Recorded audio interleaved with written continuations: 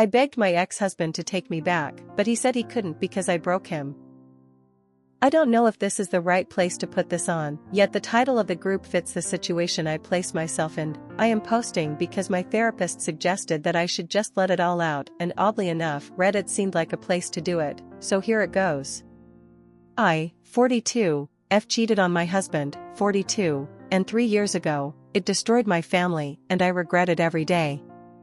My husband and I got together when we were 19. We were nowhere near each other's first, and for 22 years I thought we were happy.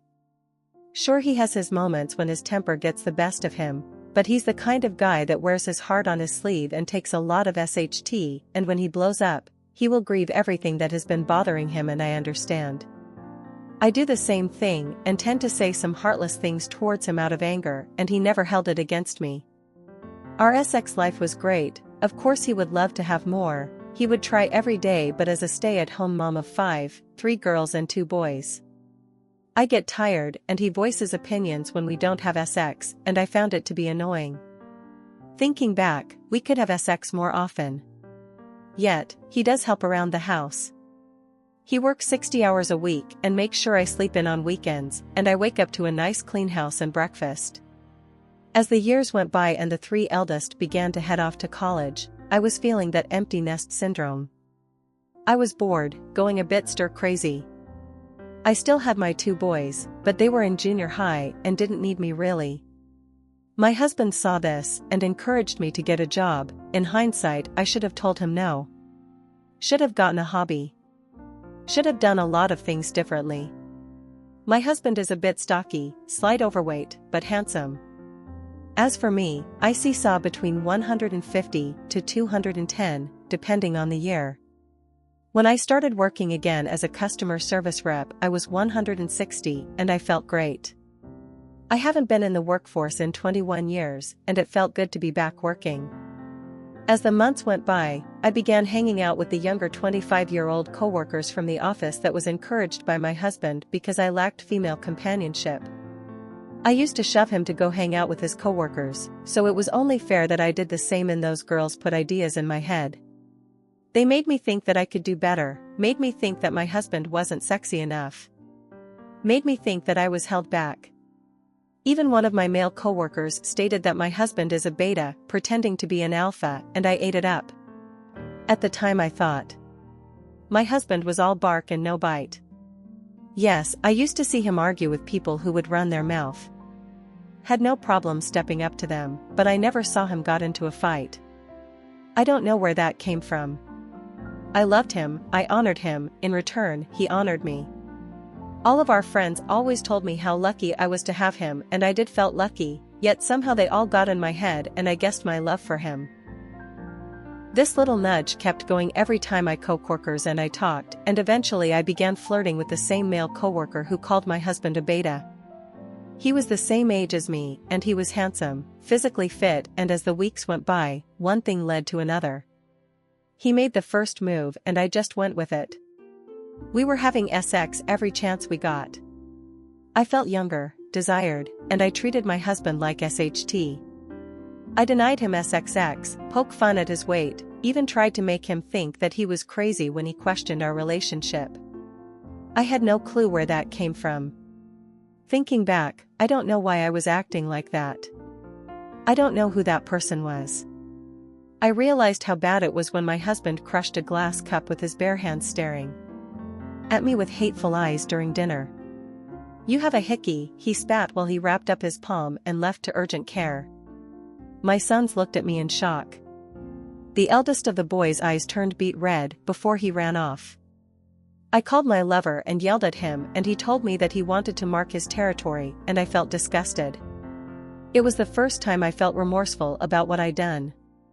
It was after midnight when he came home and looked at me dead in the eyes and asked how long.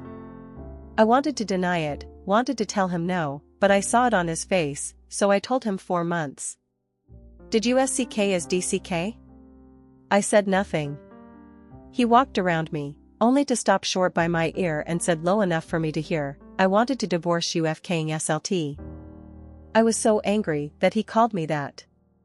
He never talked to me like that before, and all I could do was cry, especially when I noticed our boys staring at me at the foot of the stairs. They looked at me with such rage, and I was angry at him for doing that out in the open. I should have been angry with myself. Should have been disgusted at myself, but I had these blinder on and my husband instantly checked out.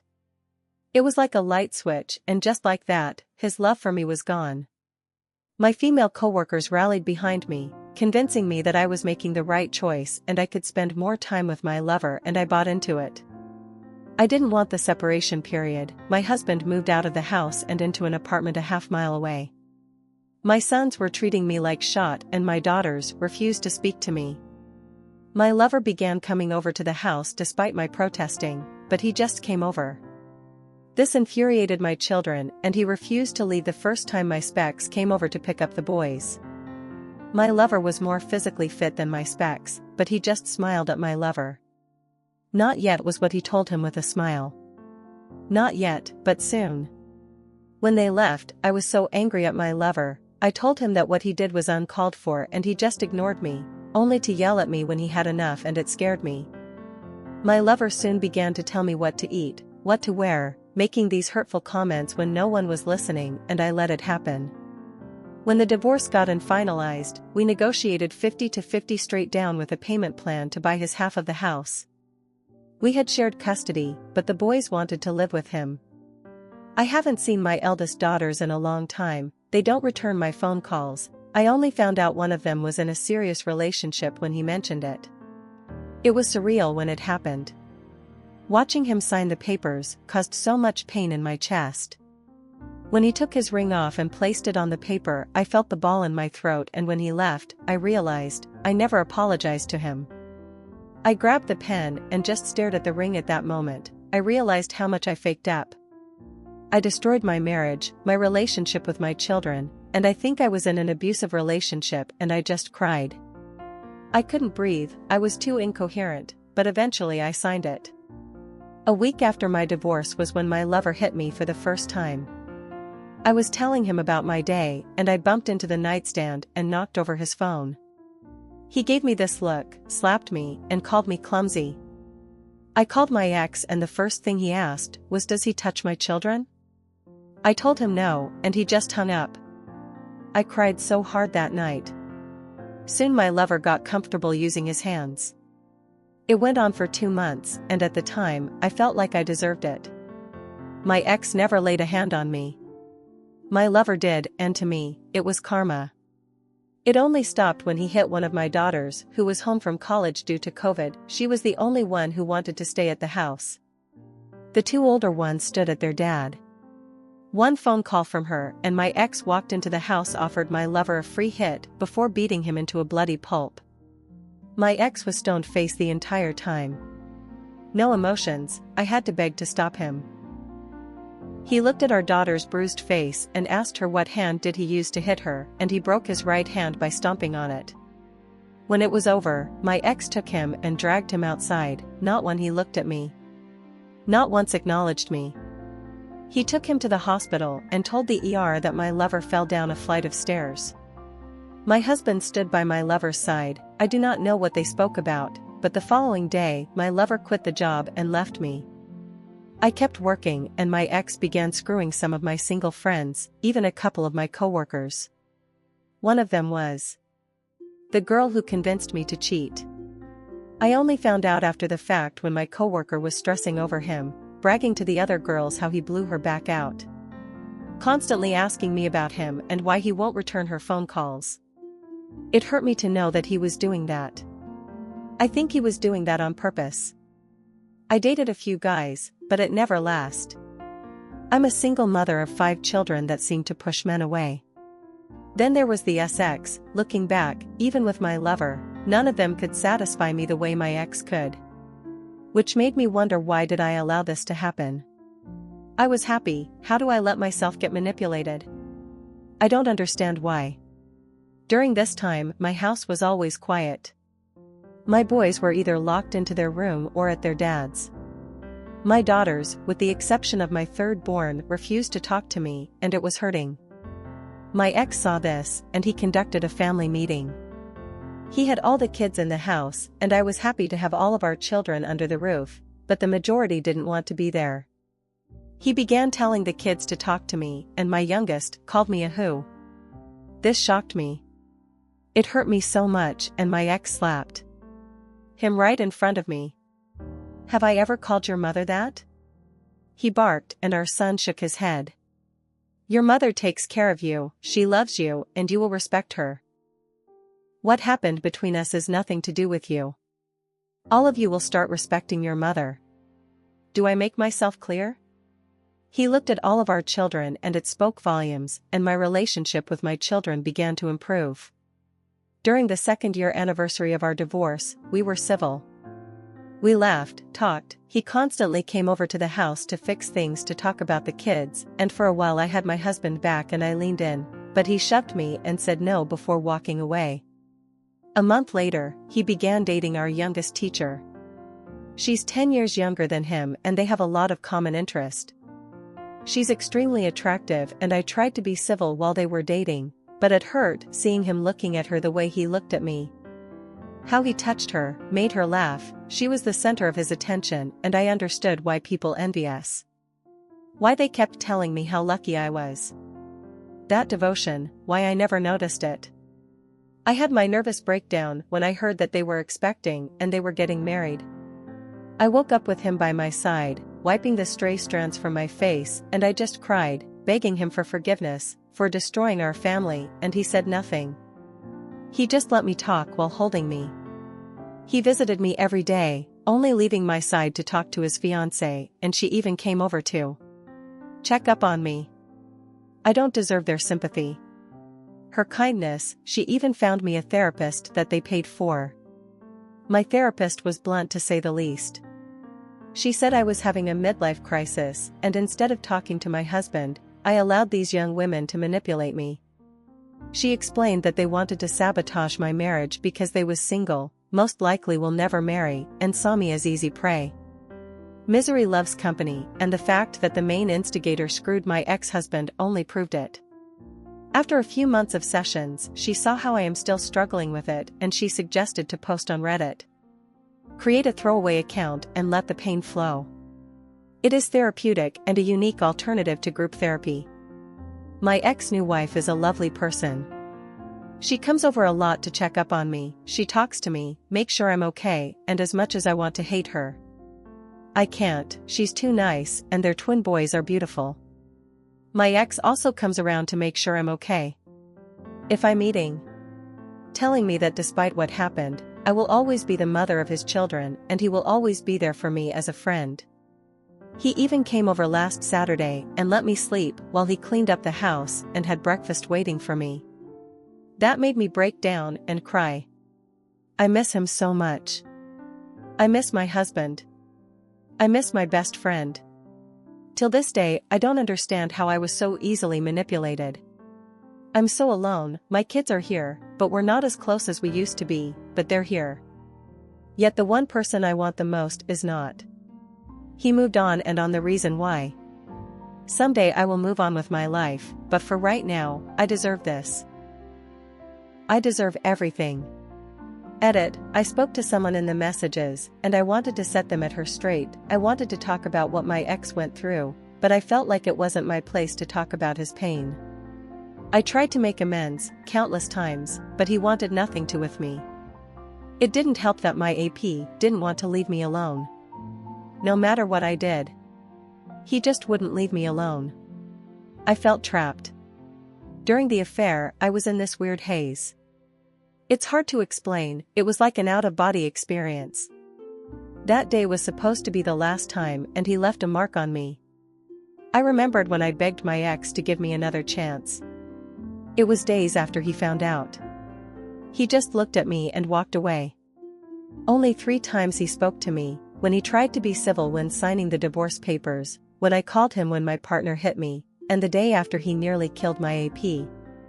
On that day, he unloaded everything on me. As I mentioned before, he has a habit of letting everything fester before he explodes. He yelled at me about my stupid choices, about destroying him, how he doesn't have the luxury to mourn our marriage because he needs To be strong for the kids, and I just cried because I broke this man. This strong man who would have tried to find a way to freeze hell if I asked him to. I apologized, but he didn't want to hear my apology. He told me that my AP will never bother me again and left. It took a year before we became conversational. Before that he wanted nothing to do with me. When he started fooling around with some of the women I knew, I just let him be. I knew why he was doing it, and I felt it was well deserved. It was after that family meeting when he began acting civil for the kids' sake, and during that time, I truly realized what I destroyed. After the family meeting, little by little my kids began to talk to me again. My youngest took the longest, but I tried. Oh God, did I try to make amends with the kids? I needed to fix what I broke with them. They were my top priority. As the kids saw my efforts, they slowly opened up, but not as much. During that second year, seeing my kids laughing in the house while my ex-husband joked around or helping around with chores, cooking on the grill and dancing with the girls, I thought that if I made the effort, showing him how much I was sorry, that I could win him back. I did everything that I could, asked for couple counseling, to start over, wearing every outfit he bought me, his favorite perfume, had my hair just how he liked it, but he just ignored me. That's why I tried to kiss him that day. I thought there was a moment. But he stopped me. I cried, I pleaded, and he just looked at me. He told me that he couldn't be with me because I broke him. He will never kiss me because I had another man in my mouth. He will never hold me because I had another man touch me. He will never sleep with me because I allowed another man to sleep beside me. I pointed out the women he had been with after our divorce, and he made it clear that it happened after our divorce. What I did was, during our marriage, your body and heart belongs to me, just like my body and heart belongs to you, and you destroyed that. I'm trying to just be his friend, but it's hard. I've been married to this man for over 20 years, and I ruined it in 6 months. For what? A midlife crisis? For my desperate need for female friends? An urge to want to fit in? I look back and I do not know who that person was. Everything was out of character for me. My third born understood, and if it wasn't for her being there for me, I would have ended my life. She kept me sane. Kept me safe. I had no idea she was home that day. Usually the abuse happens when the kids are gone or while we're driving to and from work. I always dread it when they leave. Yet I allowed him to do that to me because I felt like I deserved it. That night I stood up for myself. I told him to leave, and he didn't like that. Not one bit.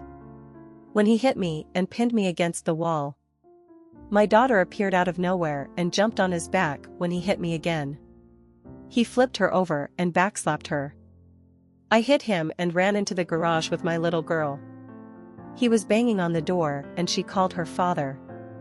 He practically broke through the garage door when my ex arrived, and I had to stop him. Otherwise my ex would have killed him. His new wife is a godsend for him. She allowed him to love again. Allowed him to be himself again. I didn't want to be a part of his new life. But she insisted. She was also in an abusive relationship before meeting my husband. She wanted no animosities, and trust me, she made it clear that she is claws and is not afraid to use them if I overstep. My children adore her. She was the English teacher to the majority of them after all. I just have these moments of overwhelming guilt that is crippling. Yes, I still work for that company, and I eventually became a manager and fired those women. I knew all of their dirty secrets, so getting rid of them wasn't an issue. I just miss what I had, that's all. Now on to the next story. Story 2. I ghosted my family and fiancé after what my sister did. I need a little advice on the matter, as I don't know what to do anymore. I was 21 when my fiancé asked me to marry him.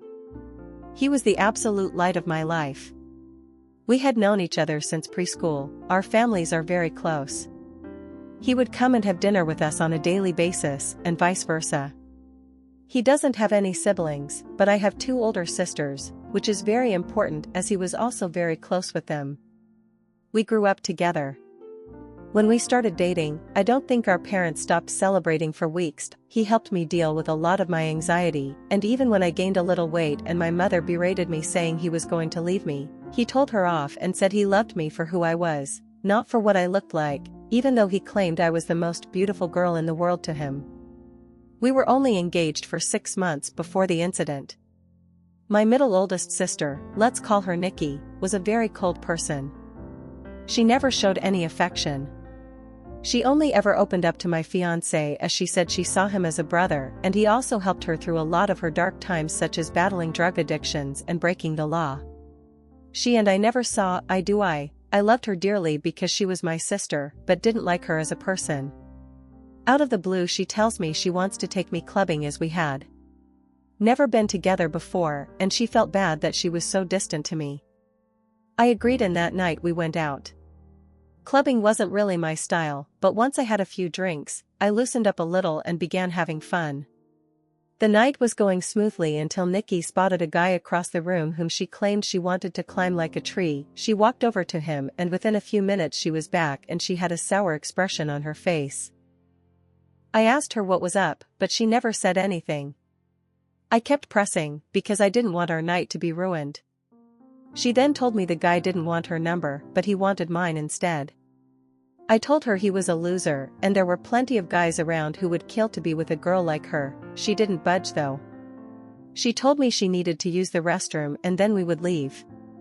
I waited for an hour. During this time I was sipping on a lot of different cocktails. I then started feeling really dizzy and lightheaded.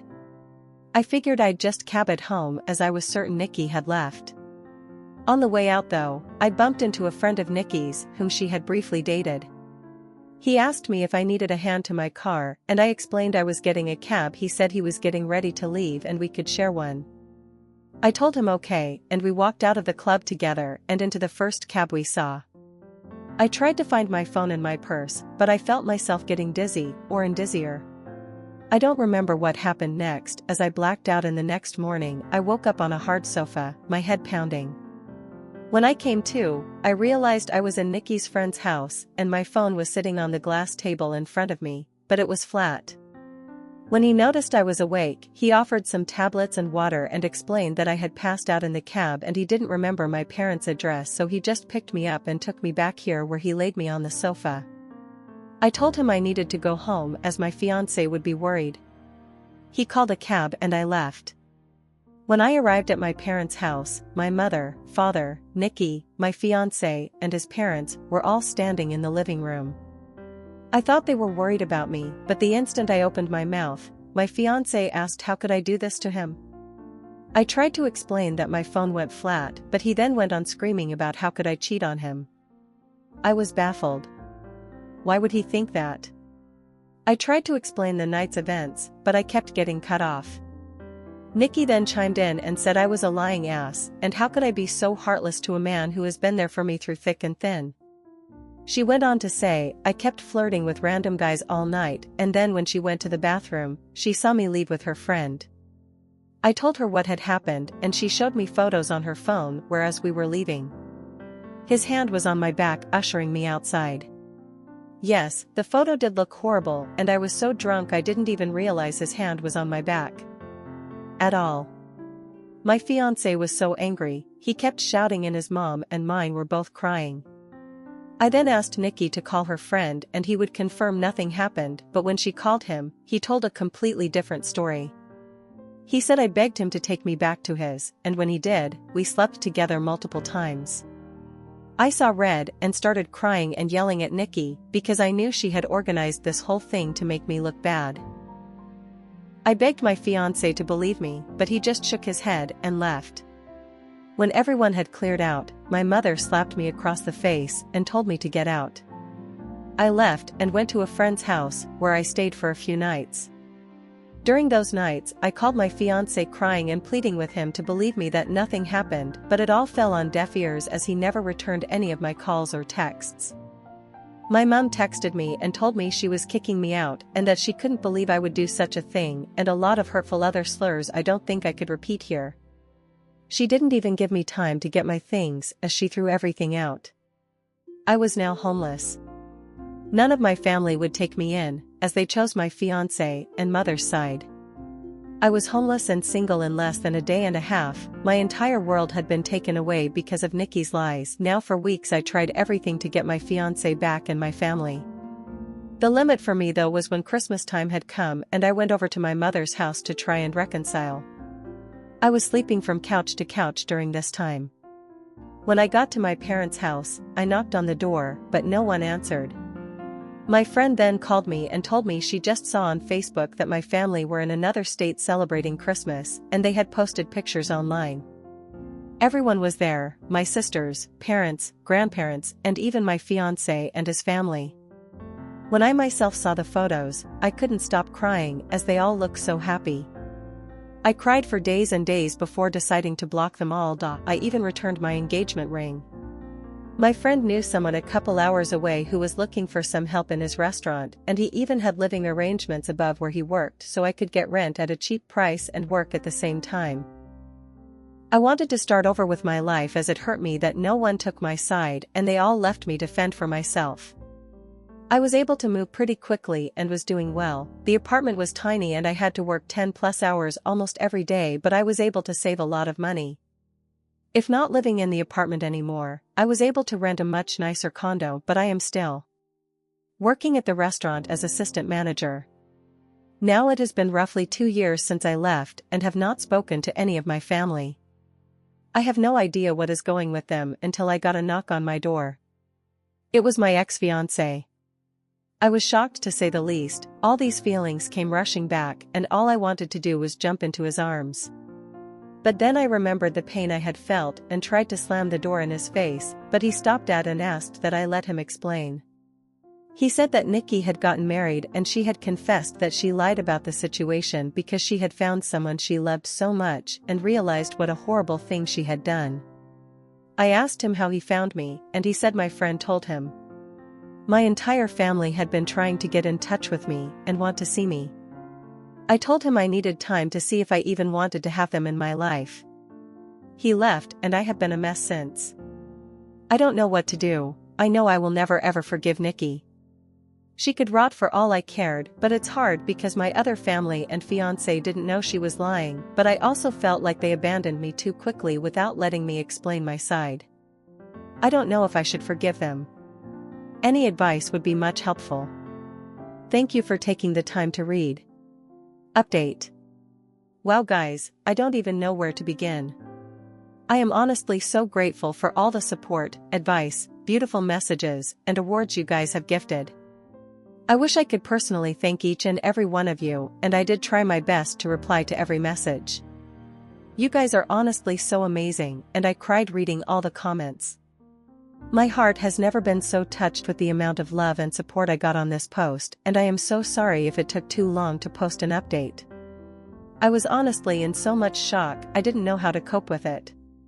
So I never got back to my ex. I didn't know what to do, but eventually he must have given my phone number to my parents as they texted asking to meet up. I never replied and was planning on organizing a Zoom meeting, but didn't need to as they also showed up at my door. Well, my father did. When I answered the door and saw him standing there, I ended up throwing up, which he insisted on cleaning. When he was done, we sat down and I just bursted in tears. My emotions were all over the place, and my father has worn the same cologne for a really long time. So when I smelt it, it just brought back all these memories. He tried to hug me, but I pushed him away and asked what he was doing here. He went on to explain he and my mother are getting a divorce. He said he begged my mother to get in touch with me the minute I left, but she refused and said I was acting like a baby, and if I wanted to leave them after doing something so horrible, then I could do things on my own. From then on, I asked him how long did it take them to notice I was gone. He said they arrived back home after New Year's Eve and were planning on inviting me over so we could talk. That's when they got in touch with my friend and she told them I left and she didn't know where I was. I asked him why didn't he listen to my side of the story and why did they throw me away so easily. He just started crying. He said he never meant for things to get so out of hand and he wishes more than anything he could take it all back. I said when they found out Nikki was taking drugs and a dropout of HS, they didn't throw her away, Instead, we all went on a holiday so she could focus on things besides drugs, and during that trip, she got hooked on alcohol, and each time they defended her over and over. He said he had no idea my mother was going to kick me out. He thought it was going to be for a few days, but then they decided last minute to spend Christmas out of state. My mother apparently promised him I would be allowed back home after they got back. I said she threw away all my stuff, but he said everything was still there, and she lied about that. I asked him what has happened to Nikki, and he said she is dead to him.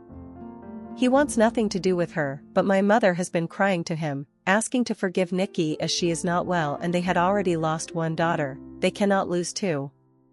He blocked my mother and Nikki, and has been on my ex's case about finding me. MYX caved in when my dad said he blocked my mother and Nikki and told him where I lived.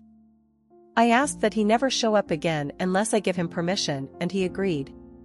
He asked what would happen now, and I said I really don't know, and that he hurt me really bad. I then just went into detail about how much he hurt me, and what it felt like seeing them so happy without me, and how hard it has been. We were both crying by the end of it, but I was really glad I got it all out. It felt like a huge weight had been lifted off my shoulders.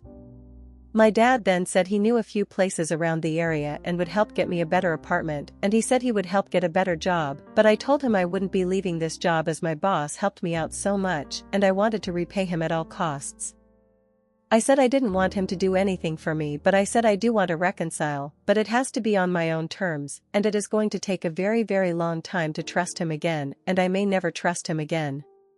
He said he would do anything to make up for what he did. I asked him why Nikki did this, and if she said anything about it.